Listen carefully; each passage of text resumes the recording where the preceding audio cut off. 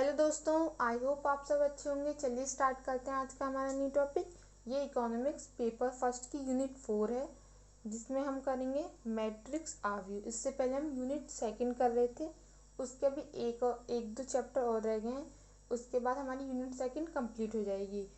वो चैप्टर हम इसी यूनिट के साथ साथ कंप्लीट करेंगे। चलिए देखते हैं आव्यूह मैट्रिक्स क्या है। आव्यूह बीजगणित में बहुत उपयोगी है। ठीक है, आव्यूह हम इसलिए यूज़ करते हैं क्योंकि हमारे पास अगर कोई समीकरण होती है, ठीक है, तो उसको हम बहुत आसान तरीके से लिख सकते हैं, चाहे समीकरण कितनी भी बड़ी हो। ठीक है, और हम उसके मूल्यों तथा अस्तित्वों की जांच कर सकते हैं। ये एक जांच विधि है। जैसे जैसे आप आगे पढ़ेंगे आपको समझ आ जाएगा। चलिए देखते हैं आव्यूह की परिभाषा। ये इसको इस तरीके से लिखते हैं, यहाँ m गुणा n लिख रखा है और इसको ऐसे एक बॉक्स में बंद करते हैं। जैसे यहाँ A11, A12, Aij, A1n की ये श्रेणी n तक जाएगी। एग्जाम्पल के लिए अगर मैं एक आव्यूह लेती हूँ, यहाँ m गुणा n लिख रहा है, इसका मतलब है अगर मैं आव्यूह लेती हूँ 3/3 का बराबर कि 3 अंक ही यहाँ पर होंगे, जैसे 1 2 3 और 3 ही यहाँ पे होंगे 1 2 5 0 6 7 8। ये हमने सिर्फ एग्जाम्पल लिया है, आप कुछ भी लिख सकते हैं। तो m गुणा n का क्या मतलब है कि हमारी पंक्तियों की संख्या और स्तंभों की संख्या कितनी है, इनका मतलब ये होता है। और यहाँ पर ये 1 1, तो A11 की वैल्यू अगर हम निकालेंगे तो क्या होगी, 1 होगी। अब ये कौन सा पद है, ये A12 पद है, A12 वो क्या होगा 2। अब ये कौन सा है, A13, ये क्या होगा 3। तो ये A पहली पंक्ति का पहला शब्द, A पहली पंक्ति का दूसरा अंक, A पहली पंक्ति का तीसरा अंक, इसका मतलब ये है। चलिए आगे चलते हैं। अब पढ़ते हैं आव्यूह के प्रकार। जैसे कि आप लिख भी सकते हैं m पंक्तियां हैं, यहाँ पर ये m है, m क्या है, m ये पंक्तियां हैं, ये जिन्हें रो बोलते हैं। और n क्या है, ये n ये कॉलम है, जिन्हें स्तंभ बोलते हैं। ठीक है, कॉलम जिन्हें स्तंभ बोलते हैं, ये यहाँ पर है। ठीक है, आप ये सब देख लीजिएगा। तो अगर, और इसको क्या बोलते हैं, क्रम या ऑर्डर। अगर मैं बोलूँ इस मैट्रिक्स का ऑर्डर क्या है, यहाँ तो मैंने लिख रखा है, अगर ये ना लिखा हुआ हो तो ऐसे, तो आप बोलेंगे यहाँ पर संख्या देखेंगे, पंक्तियों की संख्या कितनी है, 3 है, स्तंभों की संख्या कितनी है, 3 है। तो इसका मतलब क्या है कि इस मैट्रिक्स का ऑर्डर क्या है, 3/3 की 3 पंक्तियां और 3 स्तंभ हैं। आगे देखते हैं आव्यूह के प्रकार। आव्यूह कितने प्रकार के होते हैं। पहला है हॉरिजॉन्टल मैट्रिक्स, पड़ा हुआ आव्यूह, मतलब जिसमें सिर्फ पंक्तियां बड़ी होती हैं, किससे, स्तंभ से। अब आप देखिए यहाँ ये पंक्ति है, पंक्ति में कितने हैं, 1 2 3, तो पंक्ति m गुणा n का आव्यूह a पड़ा आव्यूह अथवा क्षैतिज है यदि पंक्तियों की संख्या स्तंभों की संख्या से कम हो। ठीक है, तो क्या है, पड़ा आव्यूह हॉरिजॉन्टल मैट्रिक्स क्या होगा, यदि पंक्तियों की संख्या क्या है, ये किससे कम हो, स्तंभों की संख्या से। आप देखेंगे पंक्ति, पहली पंक्ति, दूसरी पंक्ति, पर स्तंभ, पहला स्तंभ, दूसरा स्तंभ और ये तीसरा स्तंभ। तो यहाँ पंक्तियों की संख्या स्तंभ से कम है, यहाँ पंक्तियों की संख्या 2 है, स्तंभों की संख्या 3 है। तो पड़ा हुआ आव्यूह कौन सा होता है, जहाँ पंक्तियों की संख्या स्तंभों की संख्या से कम होती है। आगे चलते हैं। खड़ा आव्यूह कौन सा होता है, जहाँ स्तंभों की संख्या पंक्तियों की संख्या से कम होती है। अभी हमने क्या पढ़ा था, यहाँ पंक्तियों की संख्या कम होती है, अब यहाँ क्या होगा, यहाँ स्तंभों की संख्या कम होगी। देखिए m गुणा n क्रम का आव्यूह खड़ा आव्यूह है यदि पंक्तियों की संख्या स्तंभों की संख्या से अधिक हो। तो अब आप देखेंगे ये है एक पंक्ति, ये है दूसरी पंक्ति, ये है तीसरी पंक्ति, ये है चौथी पंक्ति, पर स्तंभ कितने हैं, एक स्तंभ, 2 स्तंभ, 3 स्तंभ। यहाँ स्तंभों की संख्या कम है पर पंक्तियों की संख्या अधिक है, इसलिए इसे वर्टिकल मैट्रिक्स या खड़ा आव्यूह बोलेंगे। अब है पंक्ति आव्यूह क्या है, जिसमें सिर्फ जिस आवयव में केवल एक पंक्ति होती है उसे पंक्ति आवयव बोलते हैं। अगर इसका कोई ऑर्डर या क्रम पूछे तो आप देखेंगे क्रम क्या होता है, m गुणा n होता है। m क्या होती है, m पंक्ति होती है। n क्या होता है, n स्तंभ होता है। अब आप देखिए यहाँ 1 गुणा n लिख रखा है। 1 क्यों है, क्योंकि हमारे पास सिर्फ एक पंक्ति है। और 4 क्यों, क्योंकि हमारे पास ये स्तंभ 1 2 3 4 हमारे पास 4 स्तंभ है, इसलिए इसका क्रम क्या होगा, इसका क्रम होगा 1/n। स्तंभ आवयव जहाँ सिर्फ एक स्तंभ होता है स्तंभ आवयव कहलाता है, जैसा कि आप देख सकते हैं। सदिश आवयव वेक्टर मैट्रिक्स। अब आप देखिए जिस आवयव में केवल एक पंक्ति या केवल एक स्तंभ हो उसे सदिश आवयव कहते हैं। इस प्रकार सदिश आवयव दो प्रकार के हुए, एक पंक्ति सदिश और दूसरा स्तंभ सदिश। अब आप यहाँ देखिए, ठीक है। वर्ग आवयव, अब ये जैसा आपने देखा वेक्टर मैट्रिक्स सदिश आवयव, जिस आवयव में केवल एक पंक्ति या केवल एक स्तंभ हो, ये भी सदिश आवयव है, ये भी सदिश आवयव, क्योंकि यहाँ भी एक पंक्ति, यहाँ पर एक पंक्ति और यहाँ पर एक स्तंभ है। अब वर्ग आवयव, वर्ग आवयव क्या होता है, जो वर्ग में होता है। जैसे यहाँ पर 2/2 सेम होना चाहिए, ऐसा नहीं होना चाहिए जैसे यहाँ पे 4/1 लिखा है, यहाँ पे 1/4 लिखा है।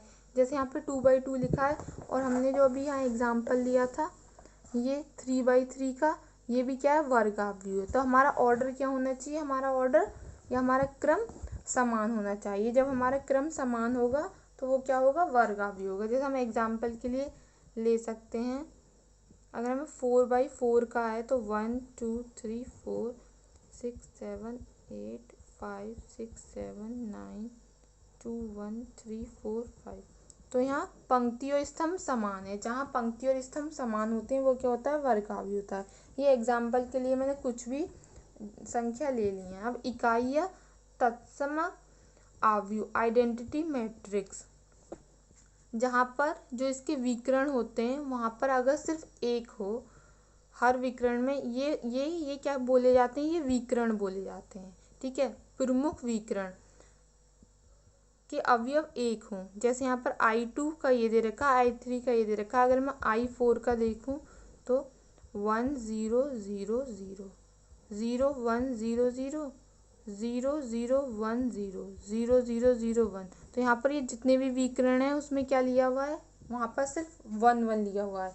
तो इकाई आवयव क्या कहलाता है, जहाँ पर विकर्णों पर अवयव क्या होता है, हमारा 1 होता है। अवयव क्या होते हैं, अवयव ये होते हैं, इनको अवयव बोलते हैं।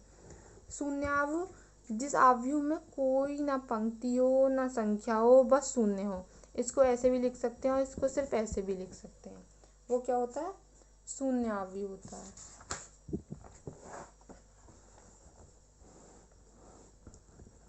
अब है अदिश आवयव। अदिश आवयव क्या है, जब n क्रम के एक ऐसे वर्ग आवयव को n क्रम का अदिश आवयव कहते हैं जिसके मुख्य विकर्ण के समस्त अवयव एक समान ही हो।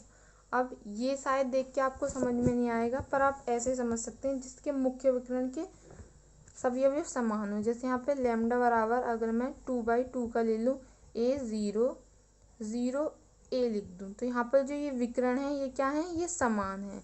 या मैं ऐसे ले लूँ 2 0 0 2, यहाँ भी ये विकर्ण क्या है, ये समान है, ये 2 और 2 हैं, ठीक है। तो ये क्या होगा, अदिश आवयव होगा। अब क्या है, विकर्ण आवयव। विकर्ण आवयव क्या है कि ये विकर्ण सिर्फ अवयव कहाँ पर होनी चाहिए, सिर्फ अवयव विकर्ण में होनी चाहिए, पर वो विकर्ण अलग अलग हो सकते हैं, ज़रूरी नहीं है कि वो विकर्ण एक जैसे हों। जैसे कि उदाहरण के लिए मैं a 0 0 b ले सकती हूँ, ठीक है। आगे चलते हैं, त्रिभुजीय आवयव। तो त्रिभुजीय आवयव दो प्रकार के होते हैं, एक तो होता है अपर ट्राइंगल मैट्रिक्स, अपर त्रिभुजीय आवयव, एक होता है लोअर ट्राइंगल मैट्रिक्स, लोअर त्रिभुजीय आवयव। अपर ट्रायंगुलर मैट्रिक्स क्या होता है, एक वर्ग आवयव को जिसके मुख्य विकर्ण के नीचे की ओर के सभी अवयव शून्य हों, अपर त्रिभुजीय आवयव अपर ट्राइंगल मैट्रिक्स कहलाता है। जैसे कि आप यहाँ देखेंगे a बराबर क्या है 1 2 0 3, b बराबर क्या है, तो आप यहाँ नीचे के मैट्रिक्स देखेंगे ये क्या है, यहाँ पर इसके अवयव क्या है, शून्य है। जहाँ पर इनके अवयव शून्य हो, इसके नीचे के अवयव शून्य हो, वो क्या होगा,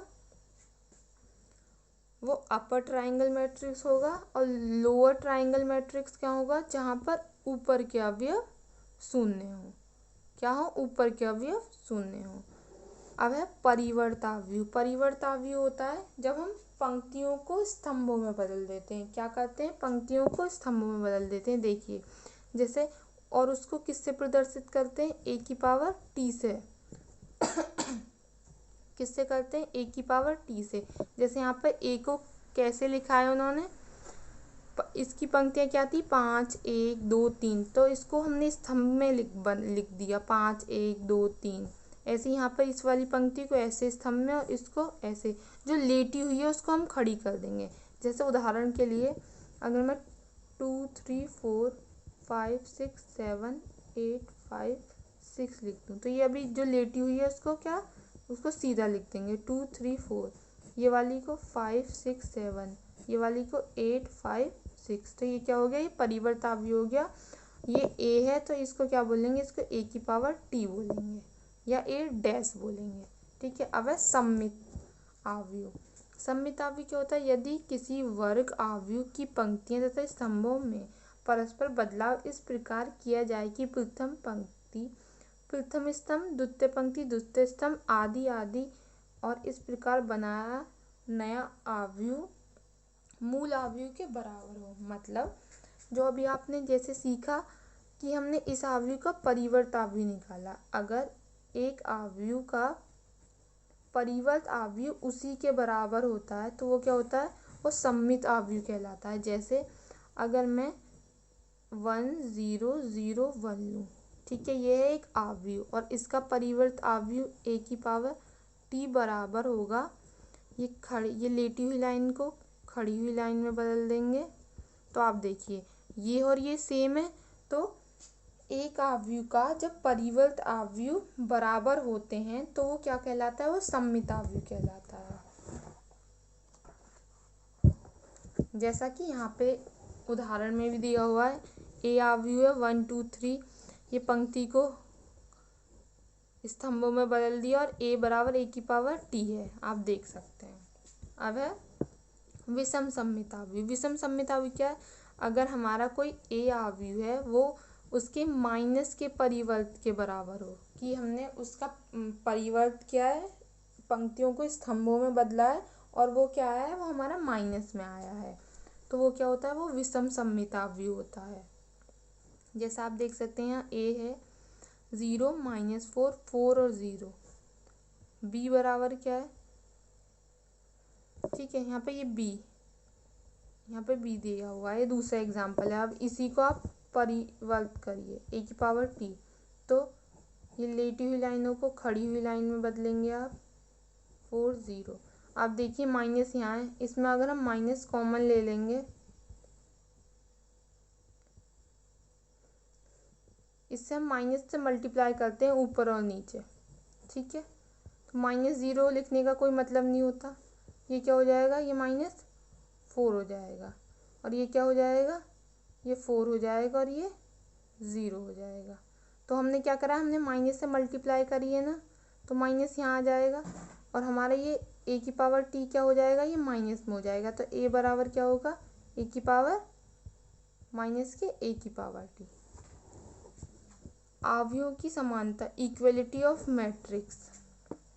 आव्यूहों की समानता हम इसके नेक्स्ट पार्ट में करेंगे, जिसमें हम इसके क्वेश्चन भी सॉल्व करेंगे। आज के लिए सिर्फ इतना ही।